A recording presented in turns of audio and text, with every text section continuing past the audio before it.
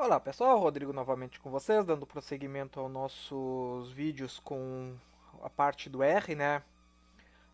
Hoje vamos falar um pouquinho sobre a distribuição de Poisson, tá? A distribuição de Poisson também é uma das distribuições bem utilizadas na parte de estatística, assim como as outras distribuições que a gente já estudou, tá? Para quem não ouviu falar ainda sobre a distribuição de Poisson, eu deixei um textinho aqui para vocês acompanharem, bem? Eu vou deixar esse texto também no script. Então ele diz aqui que a distribuição de Poisson é uma distribuição de probabilidade discreta. Expressa a probabilidade de uma série de eventos ocorrerem em um período fixo de tempo. Tá? Área, volume, quadrante, etc. Essa distribuição segue as mesmas premissas da distribuição binomial. 1. As tentativas são independentes. 2. A variável aleatória é o número de eventos de cada amostra, em cada amostra. E 3, a probabilidade é constante em cada intervalo. Então a gente já trabalhou um pouquinho com essa parte binomial, né? Então esses princípios seguem também para a distribuição de Poisson, tá? Se vocês quiserem, dá para dar um help aqui nessa função aqui depois, ou Poisson também, tá? Vou chamar aqui Poisson. Poisson, vamos dar uma olhada aqui. Então vai chamar aqui um help aqui, tá? Então tem algumas funções aqui. Essa primeira função aqui é para calcular a probabilidade. Depois, né? Depois, tá? A a Ppois, tá? É calcular a probabilidade acumulada. A Qpois seria o inverso da probabilidade acumulada. Então aqui vocês passam os valores e querem a probabilidade. Na Qpois vocês passam a probabilidade e vocês têm o número de eventos que ocorrem, tá? E a R-Pois é para gerar uma série, tá? Uma distribuição baseada na distribuição de Poisson, tá bem, pessoal? Vamos a um exemplos bem práticos aqui, né? Da distribuição de Poisson, tá? Utilizando, né, o princípio de Poisson, tá? Então, um exemplo aqui que eu criei aqui para a gente dar uma estudada é o seguinte, ó. A média do número de aprovados em uma turma de data mine é de 23 alunos em um semestre, tá? Então a gente tem a média, que é aprovado, e no intervalo de tempo delimitado, né? No nosso caso aqui em um semestre. Qual a probabilidade de serem aprovados 17 alunos, tá? Então eu vou chamar a função depois aqui, tá? O que eu quero? Eu quero a probabilidade e vou passar dois parâmetros. Eu quero a probabilidade de 17 alunos serem aprovados, tá? Então no lugar do meu x aqui, tá? Eu passo a probabilidade que eu quero desse valor. Então 17, tá? E o lambda, tá? Eu digo qual é a média de aprovação desses alunos, tá? Dessa turma. Qual é a média de aprovação? Em torno de 23 alunos são aprovados por semestre nessa turma de datamine, tá? Então o meu lambda é 23. Então eu passo esses dois parâmetros, tá? Vou dar um Ctrl Enter aqui.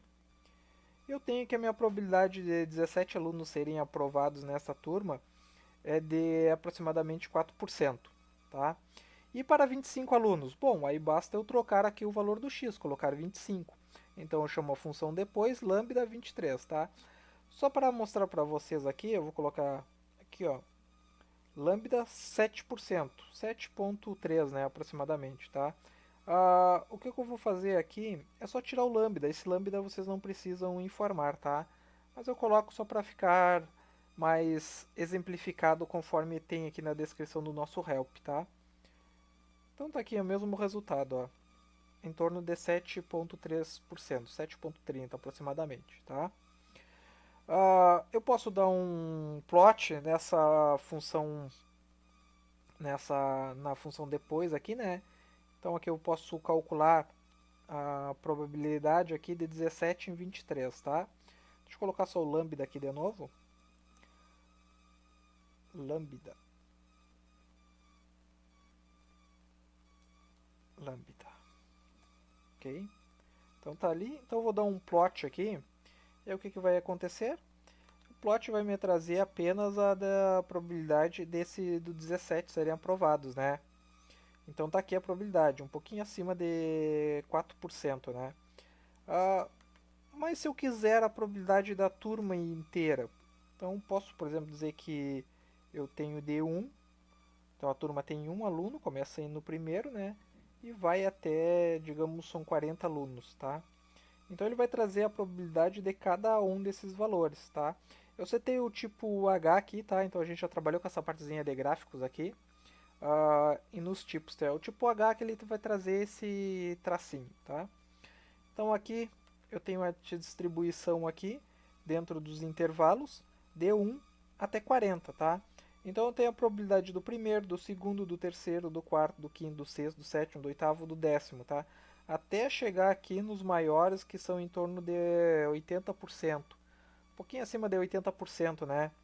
De serem aprovados, que está em torno aqui do 20, entre o 24, 25 por aqui, tá? Tem as maiores probabilidades de serem aprovados, o número de alunos, tá? Então vocês podem também dar um plot aí nos gráficos de vocês, tá? Bom, mas se eu quiser a probabilidade acumulada, tá? Então, a probabilidade acumulada de 19 ou menos alunos serem aprovados. A gente já trabalhou com esse conceito de probabilidade acumulada também, tá bem, pessoal? Então, é bem parecido com o que a gente já fez nas outras distribuições, tá? Só que a probabilidade acumulada aqui, a gente vai chamar na função ppois, tá? Então, ppois, como eu quero 19 ou menos, tá? Então, eu vou só passar o 19 e o meu lambda, que é 23, tá? Que é a média de alunos aprovados, tá? Então, a probabilidade acumulada de 19 alunos serem aprovados gira em torno de 23%, quase 23,77, né? Quase 24%. Então, a probabilidade acumulada, tá? É a soma de todas essas probabilidades aqui até o 19, até este daqui, ó. Tá? Então, eu vou pegar todas essas probabilidades aqui e vou somar, tá? Então, vem da cauda, desse lado da cauda, até aqui. Tranquilo, pessoal? Que mais que a gente pode fazer? Tá? Eu posso também querer que a probabilidade acumulada, então, qual a probabilidade acumulada de mais de 19 alunos serem aprovados, tá? Então aqui entra aquele conceito do lower tail, tá? Que a gente já trabalhou. No caso aqui, o que que eu quero? Eu tô fazendo a probabilidade acumulada até 19% aqui, tá? Se eu quiser acima de 19, tá? Eu uso a mesma função, só que eu marco lower tail, tá? E o que que ele vai fazer? Ele vai pegar do 19 para cá, tá? Então eu vou fazer a probabilidade acumulada do 19 até o final do conjunto, tá? Então, se eu quiser a probabilidade acumulada de 19 ou mais alunos serem aprovados, então eu seto lower tail para false, tá? Que ele vem para o padrão como true. Mais um parâmetro que eu coloco ali, eu dou um Ctrl Enter, tá? Então eu tenho uma probabilidade acumulada aqui de 76% aproximadamente. O interessante é que se eu somar as duas, a primeira até 19, 19 ou menos, e após as 19 eu tenho que ter 100%, né? Então tem que ter 1. Então é isso que eu estou fazendo aqui, eu estou chamando a função ppois 19, lambda, né, 23, lower tail false, mais a primeira que a gente calculou, que é de 19 ou menos, tá? Então, ppois 19, lambda 23. Se eu calcular a probabilidade acumulada desses dois intervalos e somarem eles, tem que dar 100%, né? Que vai ser os 23,77 mais os 76,22 aqui, tá? Então eu vou somar os dois aqui e eu tenho o resultado de 1, que é 100%, né? Que confere com o que a gente estava comentando agora. Bom, eu posso dar um plot também nessa função acumulada aqui, né? Então eu dou um plot, ppois, de 1 a 40, supondo que sejam 40 alunos, né? E o type eu seto para S, tá? Então a função acumulada eu vou ter um gráfico parecido com este daqui, tá? Então aqui eu estou acumulando, tá? A probabilidade acumulada aqui do meu conjunto de dados, do meu intervalo, que vai de 1 aluno até o 40. Então são 40 alunos, tá? E aqui vai dando o gráfico da probabilidade acumulada, como que ela está se comportando para estes dados, tá? Legal, né? Outra coisa que eu posso fazer também, que eu já comentei com vocês aqui que aparece no help, é a função quepois, tá? A quepois ela é o contrário da ppois, pois a ppois eu passo o 19 aqui, ou seja, eu quero saber qual a probabilidade de 19 alunos serem aprovados, a probabilidade acumulada, tá? A QPOIS também utiliza a probabilidade acumulada, só que vocês não vão passar um número, vocês vão obter o número de aprovados baseado numa probabilidade que vocês estão passando.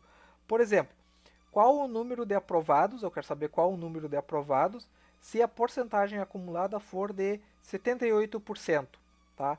Então eu chamo a função QPOIS, meu primeiro parâmetro eu vou passar a porcentagem, que é a porcentagem acumulada, então eu vou passar 0,78, lambda 23, tá? Se eu der um Ctrl Enter aqui, eu vou ter que vai ser 27 alunos, tá? Vamos fazer um teste aqui. Vou colocar depois, que vai ser a probabilidade acumulada.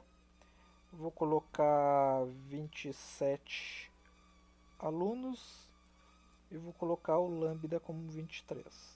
Vou dar um Ctrl Enter aqui, tá? Foi algo um pouco parecido, tá? 82% aqui, tá?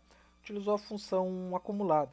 Então ele faz esses ajustes aqui, pode ver, provavelmente esses ajustes que ele fez aqui por 27, tá? Porque eu passei apenas duas casas depois da vírgula aqui, né? Depois do ponto aqui, né?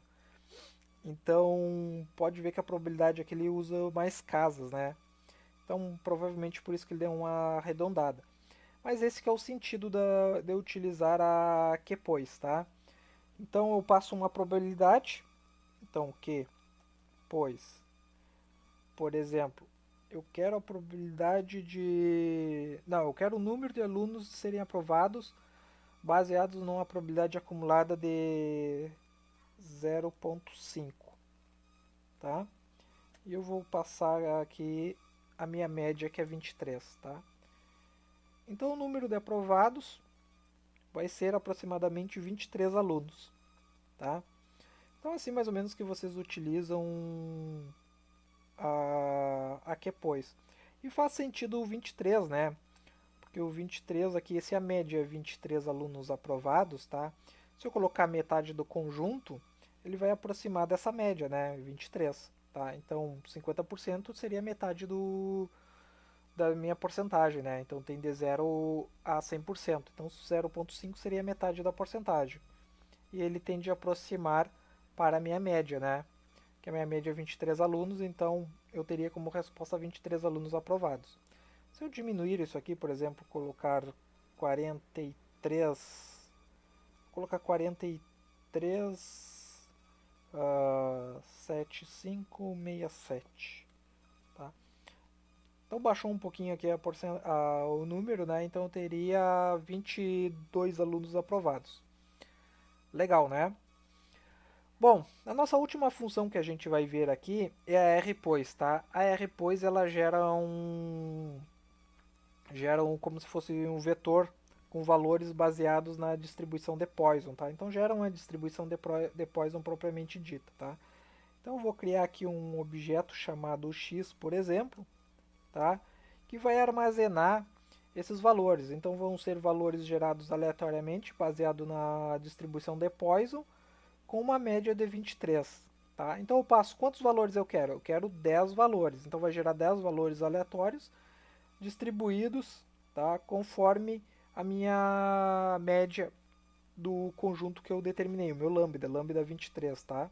Então rpois para gerar o conjunto, vou dar um Ctrl Enter aqui e ele gerou lá para mim. Se eu der um x aqui no conjunto, eu tenho os valores aqui do meu x. Então ele gerou o 23, o 13, o 25, o 28, o 19, o 20, o 21, o 20, o 24 e o 22, tá? A gente pode ver que esses valores aqui giraram em torno do 23, né? O que faz sentido, porque é a minha média. Então faz sentido que esses valores girem em torno da minha média, né?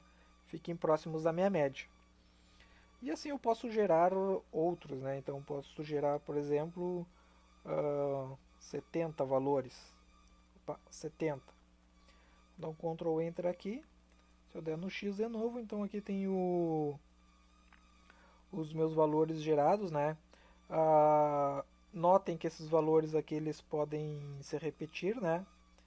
Então sugiro que vocês dêem uma olhadinha no help aí para verem aqui alguns parâmetros que vocês podem colocar. Tá bem, pessoal? Bom, isso aqui que a gente tinha para ver sobre a distribuição de Poisson, né? De Poisson ou Poisson, como queiram, tá? Sugiro que vocês deem uma olhada nas outras distribuições para relembrarem, tá? Principalmente destes conceitos aqui, tá? Que tem que ser satisfeitos para poder utilizar uma distribuição de Poisson. Tranquilo, pessoal?